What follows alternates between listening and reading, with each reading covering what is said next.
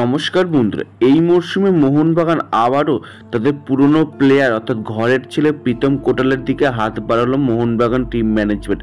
এই মোহনবাগান আগের মরশুমে অর্থাৎ লাস্ট মরশুমটা এই প্রীতম কোটালের সঙ্গে কেরালা ব্লাস্টারের শাহাল আব্দুল সামাদের সঙ্গে একটা সোয়াইপ ডিল করেছিল, যার ফলে প্রীতম কোটাল চলে গিয়েছিল কেরালা ব্লাস্টারে এবং শাহাল আব্দুল সামাদ এসেছিল মোহনবাগানে। এবং এই মরশুমে আবারও মোহনবাগান ইন্টারেস্ট প্রকাশ করেছে এই প্রীতম কোটালকে আবার ঘরে ফেরানোর জন্য।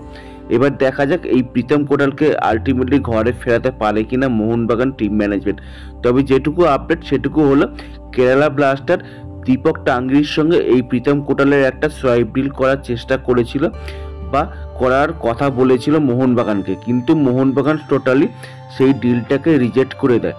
এবার মোহনবাগানের থেকে একটা বা দুটো প্লেয়ার চাইছে এই প্রীতম কোটালকে মোহনবাগানে আনার ক্ষেত্রে। এবার দেখা যাক কোন কোন প্লেয়ারকে দিয়ে প্রীতম কোটাল আবারও ঘরে আসতে পারে অর্থাৎ মোহনবাগানে আসতে পারে। এই ডিলটা কত তাড়াতাড়ি মোহনবাগান টিম ম্যানেজমেন্ট ডিলটাকে ডান করতে পারে সেটাই এখন দেখার বিষয়। এছাড়াও প্রীতম কোটাল যদি মোহনবাগানে আসে তাহলে অবশ্যই হয়তো মোহনবাগান থেকে কোনো না কোনো প্লেয়ারকে এই কেরালাকে দিতে হবে। এবার সেই প্লেয়ারটা কে হতে পারে? দীপক টাঙ্গরি তো হবেই না, কারণ দীপক টাঙ্গরির সঙ্গে এই প্রীতম কোটালের কোনো মতেই সোয়াইপ ডিল হবে না বা মোহনবাগান টিম ম্যানেজমেন্ট রাজি হবে না। অন্য কোনো প্লেয়ারকে দিয়ে হয়তো এই প্রীতম কোটালকে আবারও আনতে পারে মোহনবাগান টিম ম্যানেজমেন্ট। এবার সেই প্লেয়ারটাকে সেটা এখনো পর্যন্ত জানা যায়নি। তবে এই ডিলটা খুব একটা লং ডিল হবে না, 1 বছরের চুক্তিতেই হয়তো প্রীতম কোটালকে আমরা মোহনবাগানে আসতে পারি বা আসতে দেখতে পারি।